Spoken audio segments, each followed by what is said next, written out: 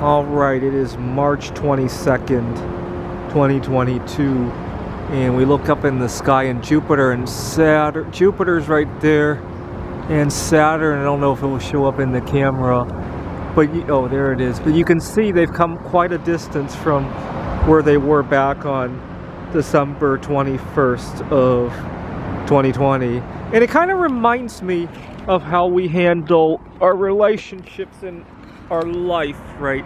So for example, let me get my camera to zoom correctly. So for example, over the course of the pandemic, I had, at the beginning of the pandemic, I had a girlfriend. We broke up at the front end of the pandemic because she has, she lives with grandparents. And then I wrote a number of computer games, including the Corona Gammon that I showed you guys last week when it was the anniversary. And I wanted to get over my social anxiety disorder, so toward the end of 2020, I started going out. I took up bowling, and I met another girl, but we had some differences in culture, and I'm still close to her.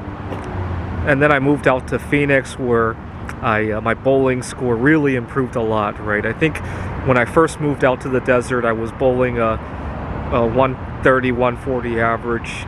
Nowadays, I average 170, 180. And then I met another girl at a board game club while I was in Phoenix. And we still chat online, but unfortunately, distance. Now, during the time, I've had very happy solo sexual relationships, and I've had some close connections with some female friends. I wouldn't say really a relationship.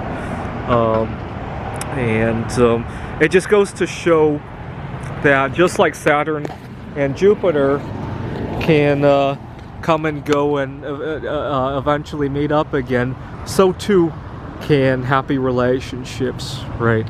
And you know, they call it an overview effect when somebody goes into space and views the Earth, right? But I think almost as impressively is what I like to call the poor man's overview effect when we're on Earth and view the sky, right? And I wish more people could enjoy this. These last couple of years have been a great time to enjoy that because a lot of people aren't driving as much. Right now, as I speak, gas prices are approaching $6 a gallon. And so we might lock down again. Gas prices are actually not that high if you measure it relative to precious metals, right? I think when I was in middle school, gold was $250 a gallon. Gas was about $1 a gallon, right? So an ounce of gold bought 250 gallons of gas.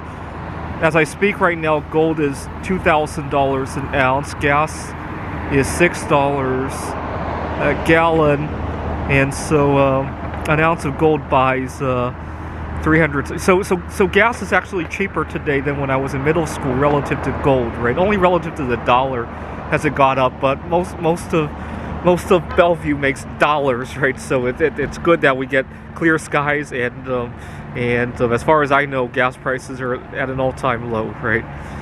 All right, thanks for watching.